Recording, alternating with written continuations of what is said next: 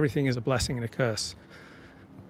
I would hope that for most people marriage is a blessing, but there's also a limitation of choices and a sense that you are stuck with someone with whom you would not always want to be stuck with.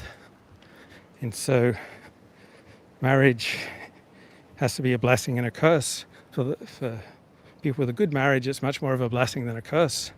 Parenthood, right? Just imagine your child makes bad choices, or your child's on a bad trajectory in life, or your child is unhappy, right? That would feel like a curse as a parent. So parenthood has to be a blessing and a curse. And for the fortunate parent, right, parenthood is much more of a blessing than a curse. But for a significant number of parents, parenthood is more of a curse than a blessing. And so it's exciting in Jewish life, and it's rewarding, and there is a sense of enthusiasm and of safety to have a Jewish state. But that blessing comes at a cost. It comes with the curse of everything that the Jewish state does then has the potential of reflecting back on you. You can't just take all the great things about having a Jewish state and skip all the prices paid. So if Israel is reckless in the way it wages war, if Israel is unjust, if Israel is cruel, if Israel is careless, if Israel is stupid, right? If Israel is selfish, if Israel is heedless in the way it conducts its wars, then that's going to have negative ramifications for those who identify as Jewish. So I heard Dennis Prager say that if we didn't have the modern state of Israel, which began in 1948, there would be only half as many identifying Jews in the world. That having a Jewish state gives Jews an incentive to identify as Jewish and to perhaps lead a Jewish life or to grow in that identity. People tend to put more emphasis on identities that they are proud of. So if Israel conducts its wars in a way that makes a Jew feel ashamed, right, they are going to be strongly incentivized to decrease the importance that they give to their Jewish identity. We all have many identities. Right, we have the identity of a son, as a sibling, as one partner in a relationship or in a marriage. We live in a geographic area, we have a profession, we have a religion, we have political allegiances, sporting allegiances. And so one trend that you see in Europe and the United States is that people in the working class are increasingly moving out of the working class identity, feeling that it is of low prestige, towards what they see as a more prestigious identity, and that is nationalism. So the working class Englishman may increasingly identify with his English identity and thus be more likely to vote Tory, traditionally the party of the upper class. And those whose primary identity is working class as opposed to nationalist, right, they'll probably be more likely to vote for Labour and the left of centre party. And so the Republicans have increasingly become the party of the working class. But that's been accompanied by a surge in American nationalism.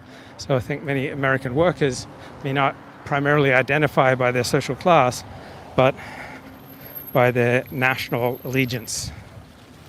And so the pitch of Make America Great Again speaks to their American nationalism, and it might outweigh their traditional working class predispositions towards voting for the Democratic Party. So if Israel conducts its wars in a successful, stunning fashion, then that would have a knock-on effect so that more Jews will feel proud of their Jewish identity and be willing to sacrifice for it and to build on it. And if Israel is as hapless as it appeared on October 7, right, that would encourage many Jews and would be allies of Jews to have less enthusiasm towards Jewish identity, Jewish nationalism. If Donald Trump behaves in embarrassing fashion, then people are less inclined to identify as Republican and to vote Republican. When Donald Trump outshines his political opposition, then people are more likely to identify with Donald Trump, his movement, and with the Republican Party. So when we are moving up in social status, in effectiveness, when our prosperity is increasing, right, people are more likely to want to hang out with us.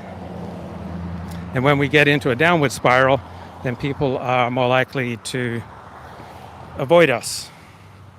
Is this the UK? No, this is Westwood, California, in Los Angeles. I have negative feelings of any group that mutilated the genitals of their children. Maybe just don't wear a yarmulke to avoid any hate from the opposite side. Yes, so that would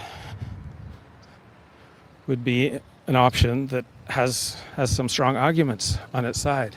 Like, why would one needlessly, gratuitously wear a symbol such as a yarmulke that is likely to attract opprobrium from strangers and people you know, right? Well, it's a costly signal, so it's a little bit like certain types of male bucks, right? That's a variety of deer.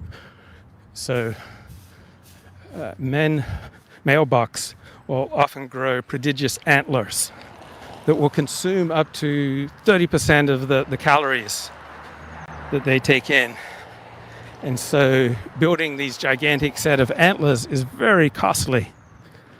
But the bigger, the more impressive your antlers, the higher your odds of having sex with female deer.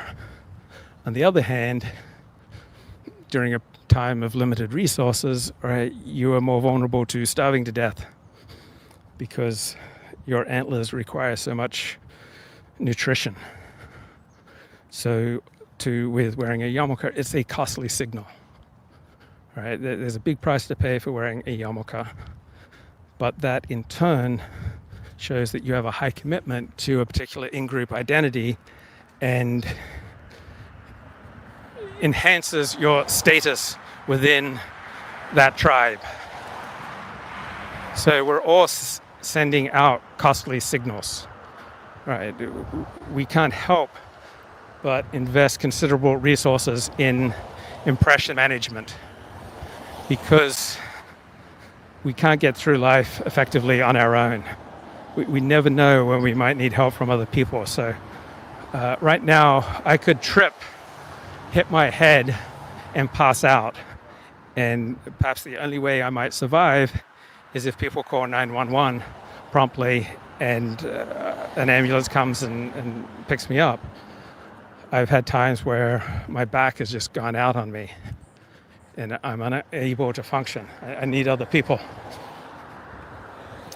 Or I've had to apply for a job, or I've had to secure new clients, or I'm just feeling down and depressed and hopeless, and I need to be able to talk about highly charged things going on with my life. I need other people. So we all need other people, and by showing these costly signals of our commitment to a particular in-group identity, right, we enhance our success within that in-group at a price of our success with out-groups. So generally speaking, the more religious the Jew, the less intense and the fewer the interactions they have with non-Jews. Right? The more intense your in-group identity, usually the less effective you will be at building ties with out-groups. Because when you have an intense in-group identity, you are displaying all sorts of highly costly signals about your in-group identity that deter and turn off members of out-groups. I want to dig deep into much of the conservative commentary on the two Trump debates of June and September of this year, well, particularly the performance of the moderators on ABC, right? There was a particularly stilted way that they spoke that seemed quite inauthentic and false and manipulative. Same with Margaret Brennan's presentation as a CBS News host for the vice presidential debate. So I want to look back and see the words, the language, and the critique and the description offered up by conservative critics of this moderation.